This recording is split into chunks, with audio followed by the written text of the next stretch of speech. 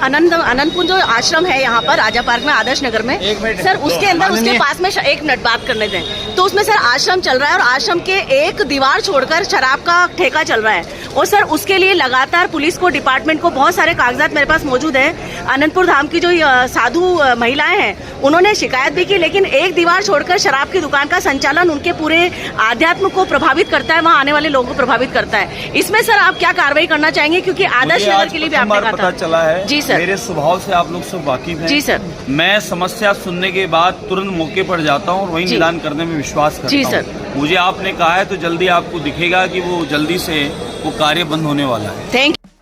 जहाँ एक ओर सनातन धर्म को लेकर आस्था का आसमान गुंजायमान हो रहा है, वहीं दूसरी ओर शराब के ठेकों ने आस्था के केंद्रों के आसपास संचालन करके चुनौती दी है सरकारों को। आनंदपुर आश्रम राजा पार्क की आस्था पर ग्रहण लगा रहा है शराब का ठेका। पिछले 5 साल में गूंगी बहरी गहलोत सरकार ने नहीं सुनी राजा पार्क आनंदपुर आश्रम की पीड़ा। आनंदपुर आश्रम के पास के भवन में ही हो रहा है शराब के ठेके का संचालन। 2018 से लगातार मुख्य सचिव से लेकर आबकारी विभाग को की गई शिकायतें आश्रम की साध्वी, आस पड़ोस के लोगों और आसपास के सैकड़ों दुकानदारों द्वारा, लेकिन नहीं हुई 5 वर्षों में कोई भी सुनवाई। बड़े शर्म की बात है कि 300 मीटर की दूरी पर ही पुलिस थाना मोती डूंगरी भी स्थित है। शराब की दुकान पर रहता है शराबियों का जमावड़ा, आसपास का वातावरण होता है प्रभावित, अनेक तरह के असामाजिक तत्वों का भी होता है आना जाना। गौरतलब बात है कि आश्रम के अतिरिक्त इस क्षेत्र में कृष्ण मंदिर, प्रणामी मंदिर और विद्यालय भी संचालित है। ऐसे में इस शराब की दुकान पर होने वाली भीड़ के कारण, शराबियों के जमावड़े के कारण आसपास का वातावरण लगातार दूषित और धूमिल हो रहा है। जहां एक ओर पूरे भारत में धर्म की रक्षा और सम्मान का नारा गूंज रहा है, वहीं दूसरी ओर इस तरह के मुद्दे शासन और प्रशासन की कार्यप्रणाली पर प्रश्न चिन्ह लगा रहे हैं। शासन प्रशासन की भूमिका सांठगांठ और मिलीभगत नजर आती है जब इन मुद्दों के समाधान नहीं हो पाते हैं।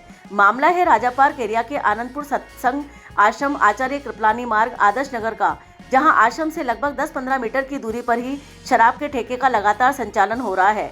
2018 से लगातार आश्रम संचालिका साध्वी, पास पड़ोस के लोग, दुकानदारों की ढेरों शिकायतें मुख्य सचिव से लेकर आबकारी विभाग को दी गई हैं, लेकिन इन गत 5 वर्षों में आज तक कोई सुनवाई नहीं हुई, न कोई कार्रवाई हुई। आनंदपुर आश्रम की स्थापना 1958 में हुई थी, जहां सत्संग, भजन, कीर्तन, धार्मिक कार्यक्रम आयोजित किए जाते हैं और सैकड़ों श्रद्धालुओं का यहां आना जाना होता है। आश्रम का संचालन महिला साध्वी करती हैं। उसके बावजूद 5 साल शासन और प्रशासन गूंगा बेरा बना रहा। श्री आनंदपुर सत्संग आश्रम राजस्थान सार्वजनिक प्रन्यास अधिनियम 1959 के अंतर्गत कार्यालय सहायक आयुक्त देवस्थान विभाग जयपुर से पंजीकृत है, जिसके पंजीयन क्रमांक 210 दिनांक 7 अक्टूबर 1965 है, जिसका प्रधान कार्यालय सहायक आयुक्त देवस्थान विभाग भरतपुर में होने से उक्त प्रन्यास का रिकॉर्ड उस कार्यालय यानी भरतपुर को हस्तांतरित किया जा चुका है। अब देखने वाली बात होगी कि क्या कार्रवाई होती है। हिलवू समाचार द्वारा शासन और प्रशासन के समक्ष ये मुद्दा रखा जा रहा है। जिस तरह से देश में आस्था को लेकर एक बड़ा सुखद माहौल बना हुआ है, तो क्या आनंदपुर आश्रम का मुद्दा गंभीरता से लेगी सरकार? सर, अनंतपुर जो आश्रम है यहाँ पर राजा पार्क में आदर्श नगर में सर, उसके अंदर उसके पास में एक मिनट बात करने दें। तो उसमें सर आश्रम चल रहा है और आश्रम के एक दीवार छोड़कर शराब का ठेका चल रहा है और सर उसके लिए लगातार पुलिस को, डिपार्टमेंट को बहुत सारे कागजात मेरे पास मौजूद है। अनंतपुर धाम की जो साधु महिलाएं हैं उन्होंने शिकायत भी की, लेकिन एक दीवार छोड़कर शराब की दुकान का संचालन उनके पूरे आध्यात्म को प्रभावित करता है, वहाँ आने वाले लोगों को प्रभावित करता है। इसमें सर आप क्या कार्रवाई करना चाहेंगे, क्योंकि आदर्श नगर के लिए भी आपने कहा पता चला है। जी सर। मेरे स्वभाव से आप लोग सब वाकिफ हैं। जी सर। मैं समस्या सुनने के बाद तुरंत मौके पर जाता हूँ और वही निदान करने में विश्वास करता हूँ। जी सर। मुझे आपने कहा है तो जल्दी आपको दिखेगा कि वो जल्दी से वो कार्य बंद होने वाला है। Thank you.